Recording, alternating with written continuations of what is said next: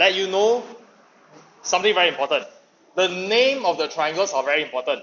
Without looking at the diagram, if they tell me that ABC is congruent to PQR, the first letter A corresponds to the first letter P.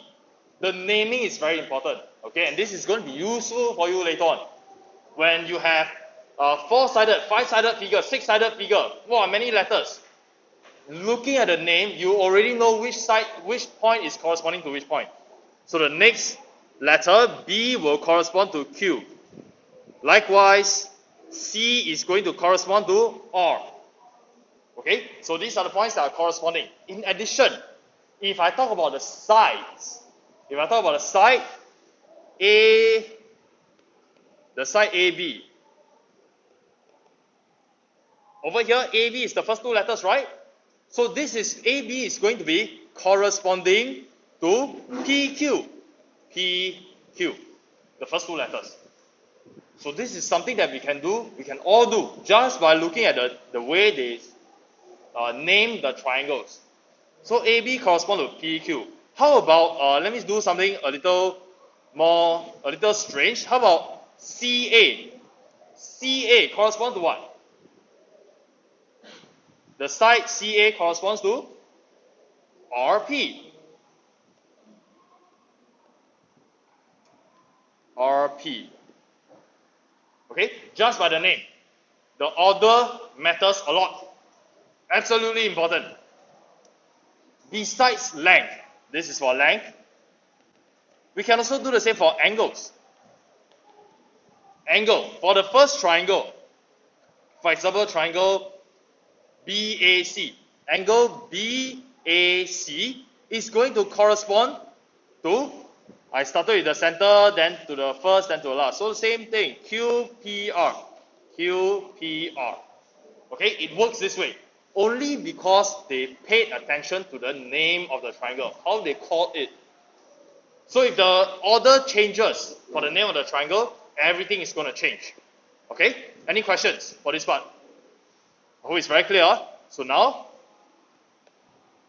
I tell you what, we can do all these questions over here without even looking at the triangle. Sounds good, right? Because sometimes you look at a triangle, you'll be very confused. Oh, which one should come first? Then you have to keep referring. So now I'm going to demonstrate how we fill in the blanks without looking at the triangle first. Okay? So AB, first two letters must be corresponding to PQ. PQ.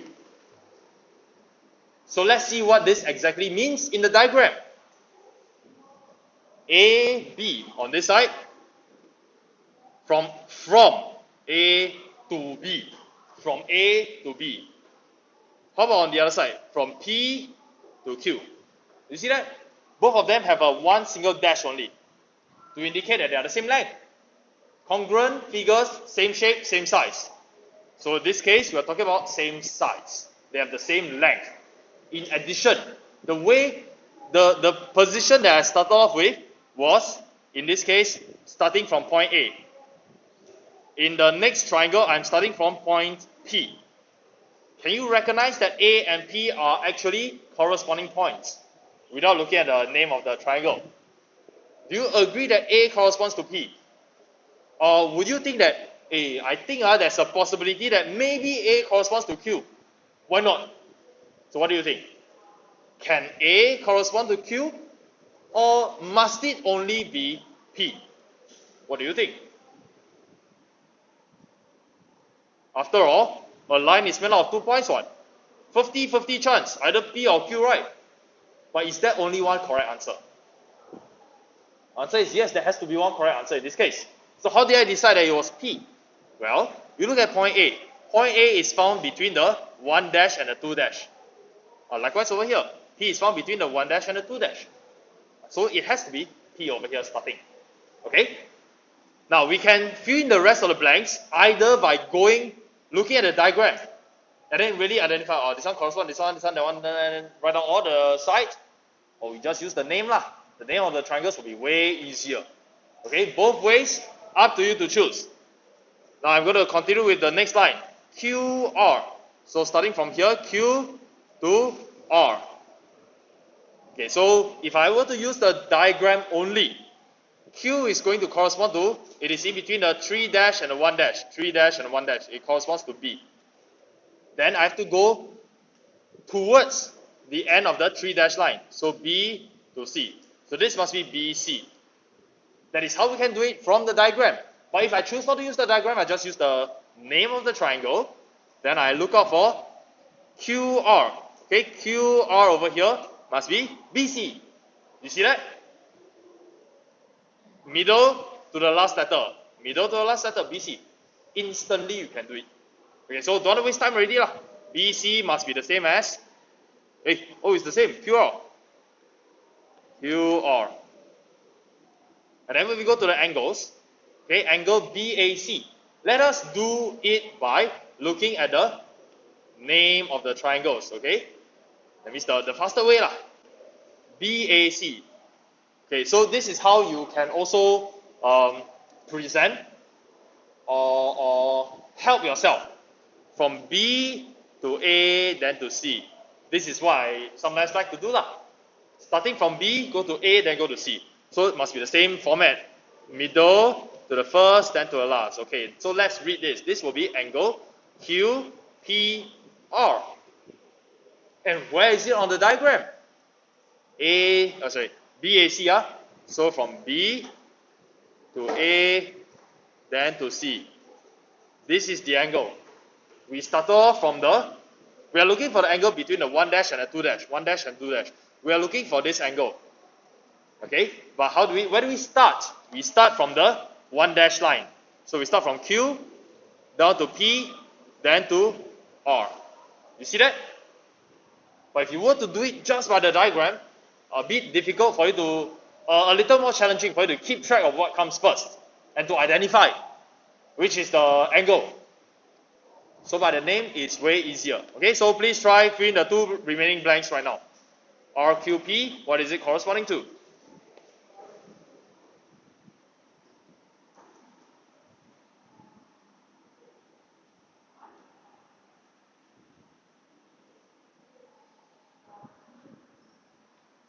Okay, who needs more time? No need, huh? Okay, so RQP will be corresponding to CBA. Next one, angle ACB. ACB will be PRQ. Simple? Quite intuitive, huh? As long as you know, same shape, same size, the naming matters. Okay, you are set for congruency questions. So now, these 2 triangles are congruent. Again, I remind you, the naming is very important. Based on the name, we can tell which angles are congruent, are corresponding. Based on the name, we can tell which angles are corresponding also. So now they tell us to find the length of BC. So BC is the second 2 letters. BC, the length, must be the same as the length of ZY. And I'm going to be very sure that they provided the length of ZY. I just can't do it. ZY, see? 4. So answer for A, BC equals to, if you like, you can write equal to ZY. Their corresponding side. And then you continue to say that it is 4, is it in cm? No, they didn't say, so 4 units. Understand how this works? Okay, now B part 1. Find angle ZYX. Angle ZYX. ZYX. They didn't give me the angle. How? I don't know the angle. Not enough information. So you go back to the question, they say that they are congruent. Okay, they are congruent. Means the angles, the corresponding angles will also be the same. So here, ZYX. Let us find out what is the corresponding angle. So ZYX, ZYX will be equal to BCA. Equal angle BCA. And now I search for BCA. BCA. Oh, that is 68 degrees. Done. Super easy, huh? Now next one, part 2, angle XYZ. Where is that angle? XZY. So this is the last question that we need, the last angle that we need to find. Instead of using the congruent properties, we're going to use angle sum of triangle this time. Okay, because we already found out that the angle ZYX is equal to 68 degrees. This is 68 degrees, and now I want to find out what this is. So angle sum of triangle, this will be 180 degrees minus 68 minus 35 degrees. And don't forget to write down the reason, angle sum of triangle. So use your calculator for this. 180 minus 68 minus 35. And we have 77 degrees.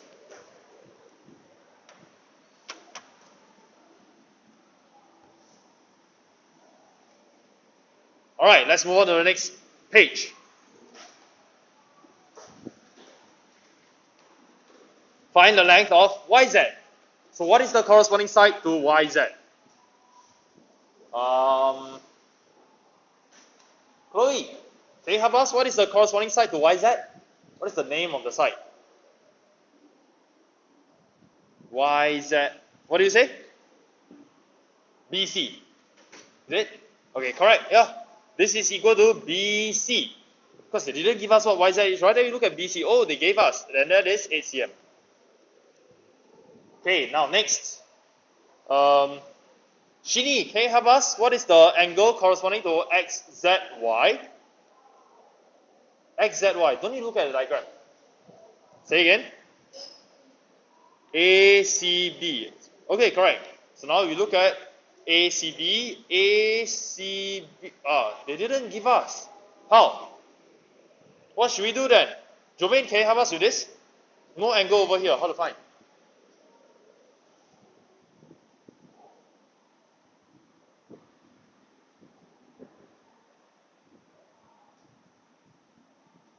I've got a triangle. I've got two angles already. I want to find the third angle. What should we do?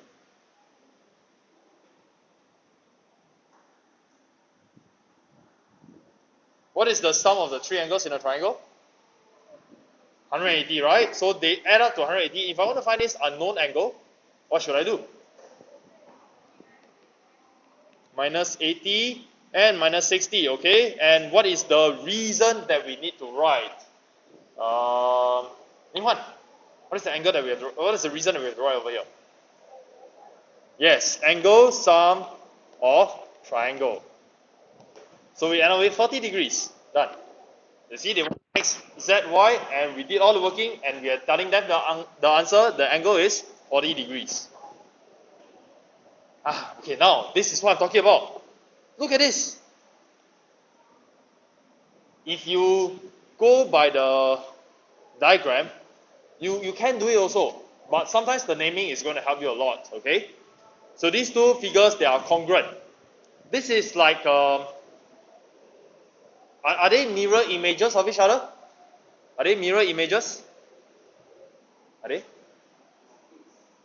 Is it a mirror image? Or is it a rotation? There's a difference, right? Rotation versus mirror image. Then later we're going to learn something else. Okay, so this is a rotation. Same shape, same size, but rotated. Yeah, they are still congruent. Same shape, same size, but mirror image. Still congruent. Okay? So now find the length of KL. Yes, you can look for the length of KL from the diagram. Is it obvious? KL. KL will be this 4 cm. If you can see it from the diagram, if it is obvious enough to you, you can just write 4 cm. Otherwise, you can always fall back to KL. KL is equal to the first two, AB, which is 4 cm. You won't be confused one. Okay, looking at the diagram sometimes more confusing. Okay, so now find the parameter of KLMNOP. Wow. So find the whole length over here, all the distances over here. We need to fill in the blanks. Okay, first we need KL, which is 4 cm, KL 4 cm. Then what else is missing? LM. LM is corresponding to BC, so another 4 cm over here. And is it? Do you notice something wrong with the question? Or do I have a wrong understanding? Okay, PO will be 5.4 cm. Do you notice anything wrong in the diagram? What's wrong, Shini? What? Which two? Which two?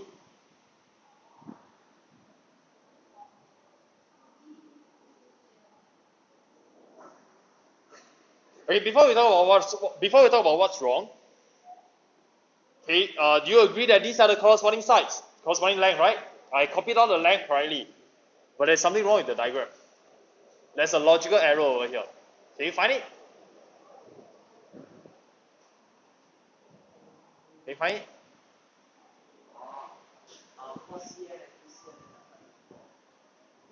What's wrong? So Sean says 4 cm, 2 cm, 5.4. Okay, what? Yeah, but this is less than 6, ma. See, this is less than 6. Huh? Yes? Which 6 minus which 4?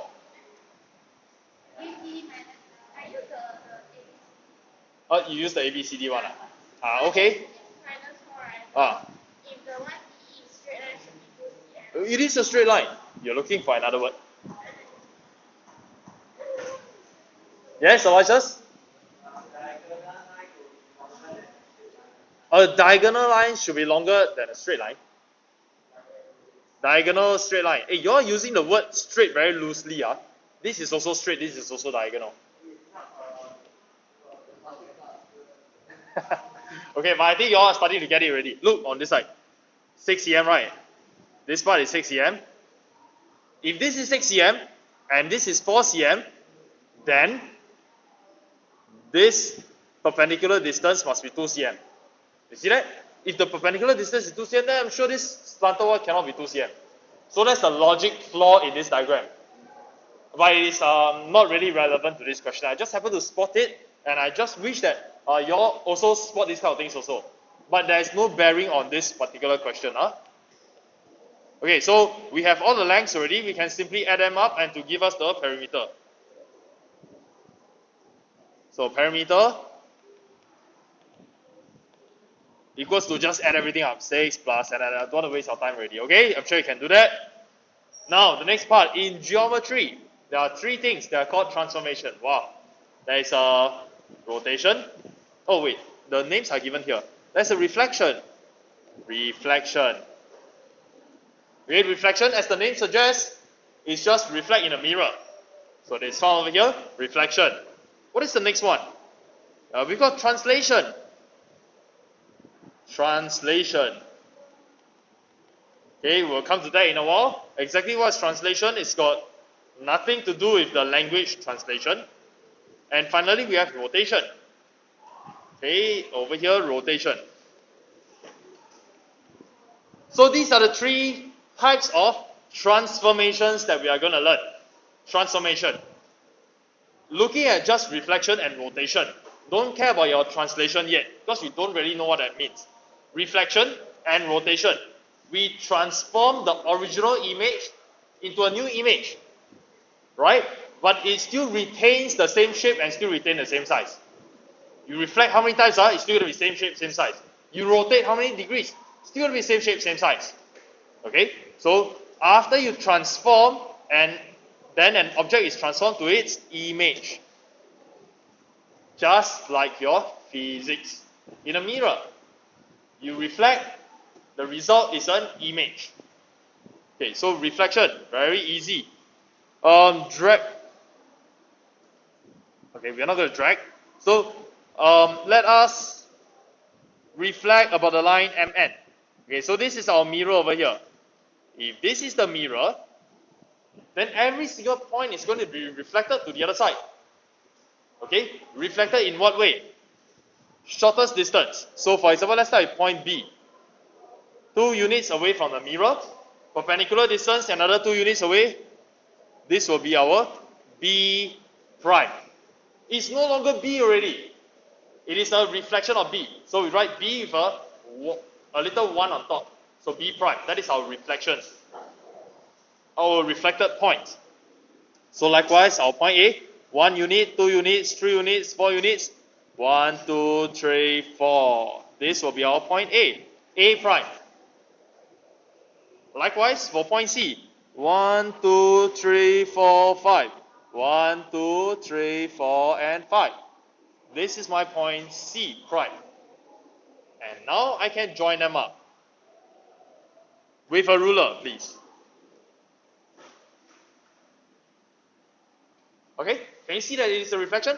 Every single point is reflected. Just like you looking into the mirror. Your right eye is reflected, and in the mirror it will be like kind of like the left eye. Okay, there is a reflection. Corresponding reflection, shortest distance. So if you were to fold this piece of paper up, then you will see the corresponding points. So we call this as MN as the line of reflection. MN is the line of reflection. So there are some links over here that you can go home and play with, just to see how it works. Okay, rotation is we'll probably leave it to tomorrow. No, okay, the bell is gonna go already. I give you some homework first. Go and play around with these two links and draw the image that you see. Okay? For these two, just these two.